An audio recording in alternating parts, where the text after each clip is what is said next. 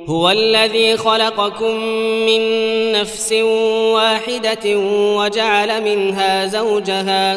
وجعل منها زوجها ليسكن إليها فلما تغشاها حملت حملا خفيفا فمرت به فلما أثقلت دعوا الله ربهما لئن آتيتنا صالحا لنكونن من الشاكرين. ஒரே மனிதரிலிருந்து உங்களை படைத்தவன் அவன்தான். அவருடன் சுகமாக கூடி வசிப்பதற்காக அவருடைய மனைவியே அவரிலிருந்தே உற்பத்தி செய்தான். அவளை அவர் தன் தேகத்தைக் கொண்டு மூடிக்கொண்ட போது அவள் இலேசான கர்ப்பமானாள்.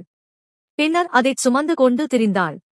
அவள் சுமை பழுவாகவே, எங்கள் இறைவனே, நீ எங்களுக்கு நல்லதொரு சந்ததியை அளித்தால் நிச்சயமாக நாங்கள் உனக்கு நன்றி செலுத்திக் கொண்டிருப்போம் என்று